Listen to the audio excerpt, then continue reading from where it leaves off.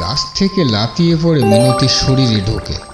মিনতি একটা চেয়ারে বসে পা দোলাচ্ছে আর কাঁচা মাছ চিবিয়ে খাচ্ছে। কি দিলে তুই মিনতিকে ছেড়ে যাচ্ছিস? জলের ভারী কলসিটা মুখে করে তুলে উঠোনে রাখে।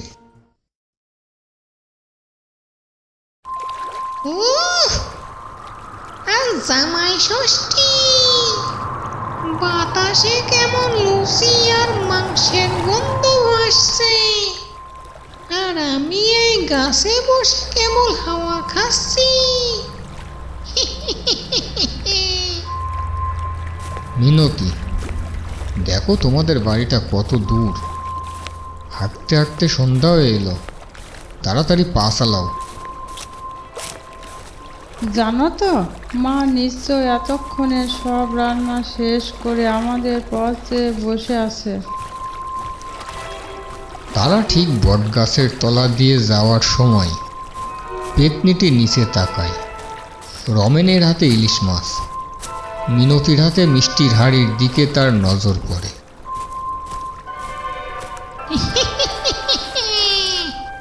আহা, জামাই ষষ্ঠীর মাছ, মিষ্টি, না আর সহ্য হচ্ছে না। আজ মানুষের বাড়ির ভুড়ি ভোজ আমিই খাবো। ওই বউটার ঘাড়েই চাপতে হবে। এই আমি চললুম। পেতনি গাছ থেকে লাফিয়ে পড়ে মিনতির শরীরে ঢোকে।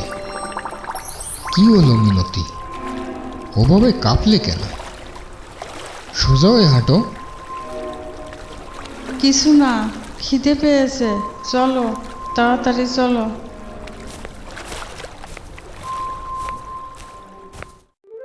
খাও বাবা রমেন, সব তোমার জন্য নিজের হাতে রেঁধেছি। মিনতি, তুই জামাইকে একটু এগিয়ে দে। মিনতি কোনো কথা না বলে হঠাৎ রমেনের থালার দিকে হাত বাড়ায়। চোখের পলকে রমেনের থালা থেকে দুটো গোটা মাছের টুকরো আর এক থাবা মাংস তুলে নিজের মুখে ফুঁড়ে দেয়। সবাই হাঁ করে তাকিয়ে থাকে। মিনতি, কি করছো? ওটা তো আমার থালা ছিল, তুমি আমার থালাটা নিলে কেন? তাতে কি, আমার বেশি খিদে পেয়েছে মা, আরও দাও। এইটুকু খাবারে কার পেট ভরে? ও মা, তুই এত খাচ্ছিস কি করে? তোর তো দুটো লুচি খেলেই পেট ভরে যায়। একা হাতে সব সামলাতে গিয়ে আমি তো হয়রান, আর তুই সব সাবার করছিস। ঠিক আছে, নাও, আরো মাংস নাও। মিনতি থালা বাটি সব চেটে পুটে খেতে থাকে। এসব দেখে রমেন ভয়ে আড়ষ্ট হয়ে যায়। মা, আপনার মেয়ে আমার ভাগের খাবার, নিজের ভাগের খাবার, এমনকি হাড়ির সবটুকু একাই সাবার করে দিল, তাও বলছে খিদে মেটেনি। চেঁচাবি না একদম, আরো খাবার নিয়ে আয়, নইলে তোকেই চিবিয়ে খেয়ে নেব। মিনতি চোখ বড় বড় করে রমেনের দিকে তেড়ে যায়।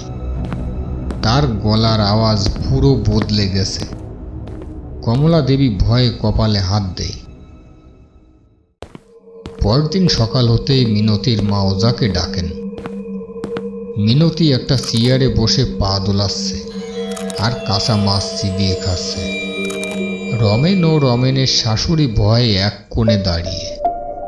ওজা গদাধর বাবু একটি নিমডাল এবং ধনুষি হাতে।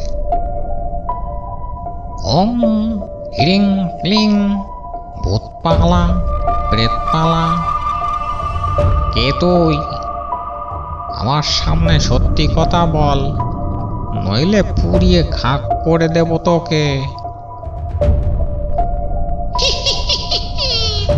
তোর ধনুর গন্ধই আমার কিছু করতে পারবে না। ওজা, জামাই ষষ্ঠীর লোভ সামলাতে না পেরে এই মেয়ের ঘাড়ে চেপেছি। আমায় তাড়ানো অত সহজ নয়। ও পিসিমা, দয়া করে আমার বউকে ছেড়ে দিন।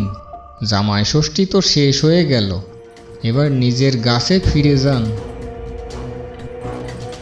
তাড়াতাড়ি বল, কি দিলে তুই মিনতিকে ছেড়ে যাচ্ছিস? নইলে কিন্তু খবর আছে। উফ, মারিস না বলছি আমাকে। এক হাঁড়ি রসগোল্লা আর বড় দেখে দুটো ইলিশ মাছ বট গাছের তলায় দিয়ে আয়, তাহলেই আমি এই মেয়ের ঘাট থেকে নামবো। দেব, সব জোগাড় করে দেব মা। তুমি দয়া করে আমার মেয়েটাকে ছেড়ে বিদায় হও দেখি। ঠিক আছে, তুই যা। তবে প্রমাণ কি তুই যাচ্ছিস? ওই কোণের জলের কলসিটা আমি দাঁত দিয়ে কামড়ে নিয়ে উঠোনে রেখে যাব, তবেই তো বিশ্বাস হবে। জলের ভারী কলসিটা মুখে করে তুলে উঠোনে রাখে, তারপর একটা বিকট শব্দ করে মাটিতে অজ্ঞান হয়ে পড়ে যায়। মিনতি, মিনতি, চোখ খোলো, দেখো তুমি ঠিক আছো? ওগো, আমি মাটিতে শুয়ে কেন? আর আমার পেটটা এত ভার ভার লাগছে কেন? মা, আমি কি অনেক কিছু খেয়ে ফেলেছি? বাসা গেল, পেতনি ছাড়লো। জামা, এবার তুমি পেট ভরে শান্তিতে খেতে বসো বাবা। আমি আবার রান্না বসাচ্ছি।